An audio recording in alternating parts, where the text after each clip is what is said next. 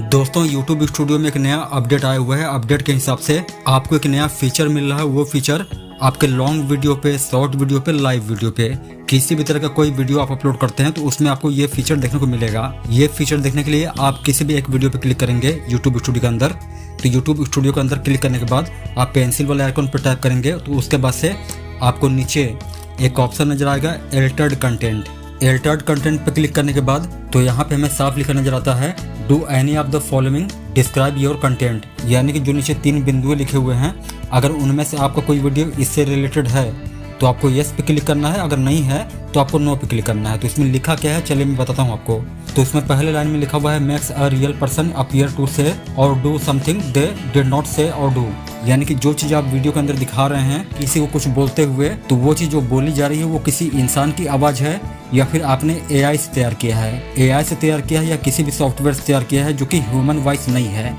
अगर वो इंसान की आवाज़ है, जिस तरह से मेरी इंसान की आवाज़ है, तो इंसान की आवाज़ होने के बाद आपको यहाँ नीचे नो पे क्लिक करना है। लेकिन उससे पहले आपको सारी चीज़ जान लेनी है, उसके बाद से ही नो पे क्लिक करना है, वरना आपको यस पे भी क्लिक करना पड़ सकता है।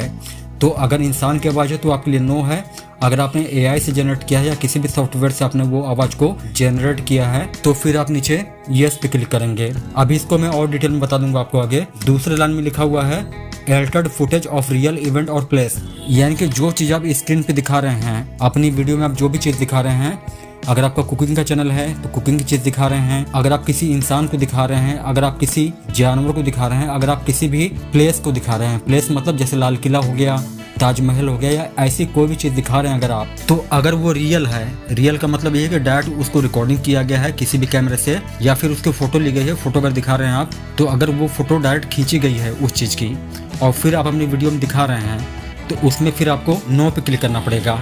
अगर आप कोई चीज़ आपके दिमाग में आया ताजमहल, आपके पास ताजमहल की तस्वीर नहीं है या वीडियो नहीं है, तो आपने AI से जनरेट कर दिया उस चीज़ को, ताजमहल को, तो वो चीज़ करने के बाद आपको येस पे क्लिक करना है। साथ ही साथ तीसरा और लास्ट लाइन में लिखा हुआ है generates a realistic looking seen that did not actual occur, यानी कि जो आपने जनरेट किया है AI की मदद से। फॉर एग्जांपल ताजमहल की बात मैं कर रहा था आपसे, तो ताजमहल को आपने जनरेट किया है लेकिन वो ताजमहल और असली वाला ताजमहल के इमेज या वीडियो में काफ़ी चेंजिंग है। जैसे कि ओरिजिनल वाला वाइट है, आपने उसमें कुछ फेरबदल कर दिया, चमक बढ़ा दिया, चमक कम कर दिया, मतलब अगर वो डिफरेंट है ओरिजिनल से तो फिर आपको यस पे क्लिक करना पड़ेगा। अगर आपने रियल की फ़ोटो यूज की है जो कि ताजमहल जिस तरह का है सेम उसी तरह का आपने फ़ोटो या वीडियो इस्तेमाल किया है तो फिर आपको नो पे क्लिक करना है। तो अगर एक लाइन में बताऊं मैं आपको तो इसमें साफ साफ बात यह है कि अगर आपने कोई चीज़ AI से जनरेट की है, यानी कि जो चीज़ रियल में नहीं है उसको आपने किसी भी सॉफ्टवेयर की मदद से बनाया है, तो ऐसी सिचुएशन में आपको यस पे क्लिक करना पड़ेगा। लेकिन अगर आपकी जो चीज़ें दिखा रहे हैं आप स्क्रीन पे, या जो आवाज़ आ रही है, जो वॉइस आ रही है,